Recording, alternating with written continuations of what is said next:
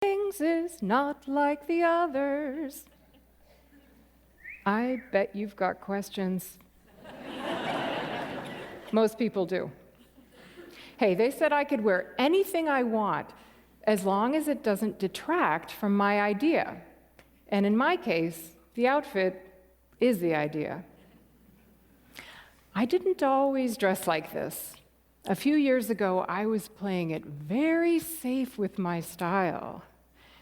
I wore the middle-aged mom uniform, black, semi-athletic, invisiwear. I wanted to belong, but blending in isn't the same as belonging. In fact, I was playing the world's loneliest game of hide and seek. I made myself disappear, and nobody ever found me.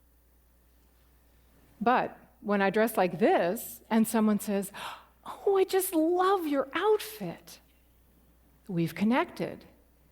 Now that game is a lot more fun. And the amazing thing is that these little interactions with strangers can actually help us live longer, healthier lives. So, every Tuesday, I dress like this when I'm out and about, and I talk to people. It was scary at first. I was pretty nervous about fitting out instead of fitting in. But this weekly experiment has transformed my life and my closet for the better. Now I definitely feel like I am part of my community. I give compliments more generously, and I receive them more graciously. Mutual appreciation. That's the best game going. So why would we want to blend in and miss out? Don't talk to strangers. We all heard that, right? But what if avoiding strangers is more dangerous than talking to them? Researchers keep telling us there's an epidemic of social isolation, and it's cutting our lives short by hastening heart disease, dementia, depression, cancer. What can save us is connection, and people are everywhere. At the gym, at the grocery store, out walking the dog. Smiles, waves, greetings, chats could mean the difference between health and disease, life and death. But where do you start if talking to strangers seems as reckless as playing in traffic? This is my strategy to kickstart little connections.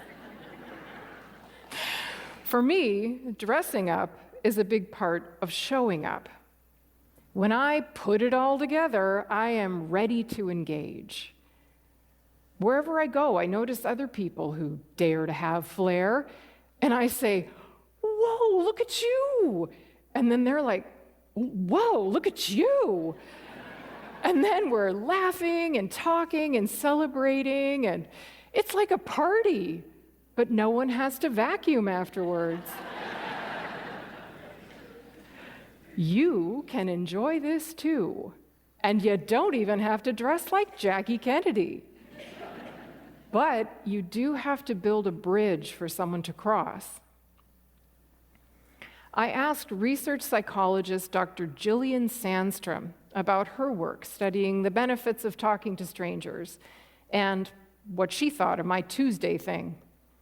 She told me, "It makes sense that your special clothing would help to stimulate conversations. It makes people pay attention, and you can't have a conversation unless you first make eye contact.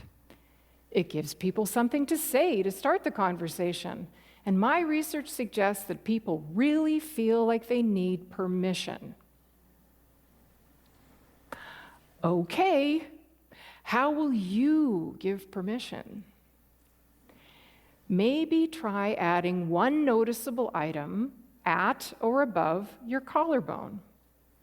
I call that the hello zone. It could be a pin or a flower, a shirt with a bold pattern or a fun logo, a cool hat, glasses that are amazing, or a dazzling backpack. Really, anything you wear or carry can spark a connection. There's a guy in Australia who walks around carrying a 4-foot papier-mâché carrot because it makes people smile and it helps him connect.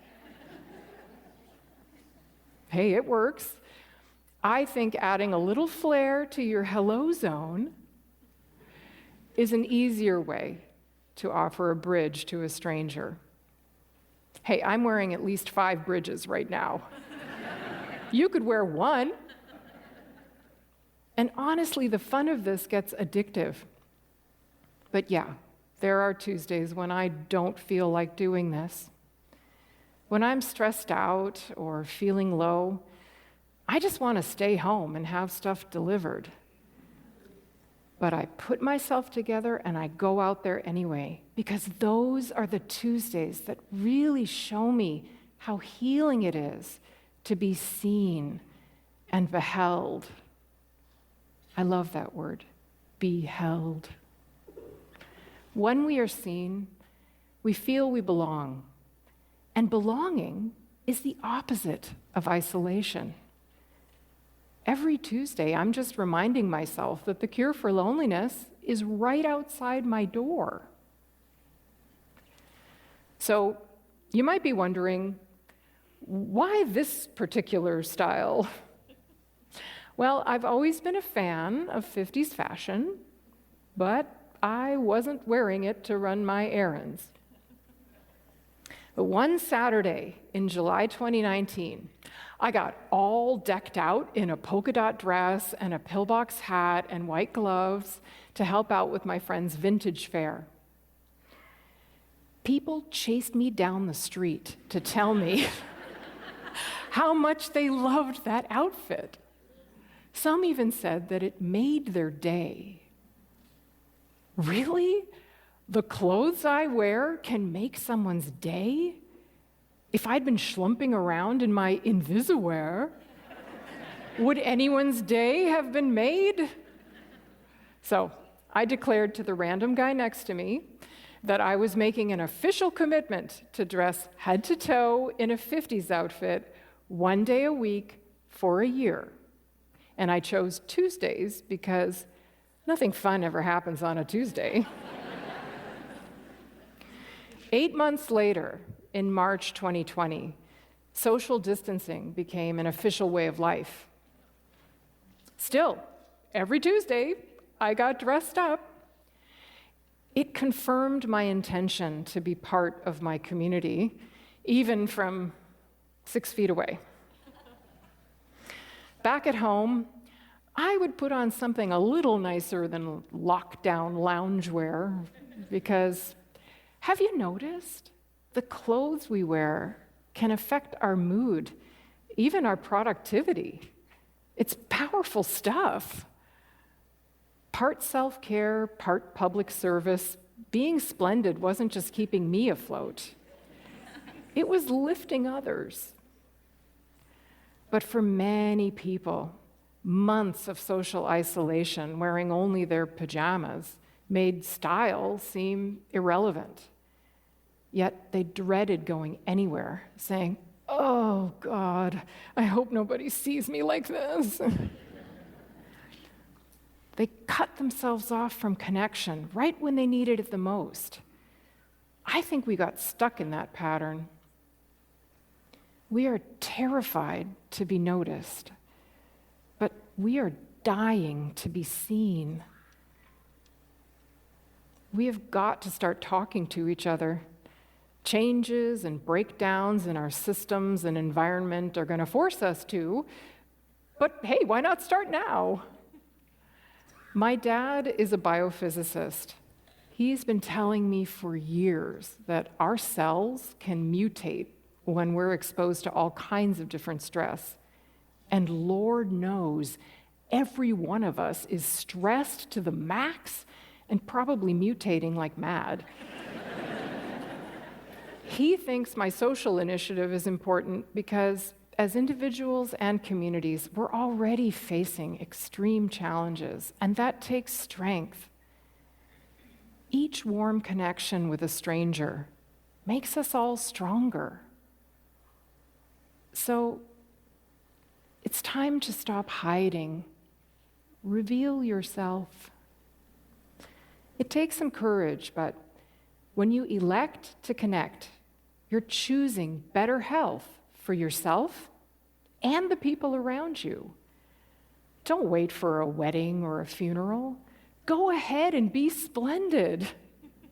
Next Tuesday or any day, rock your style and share a smile.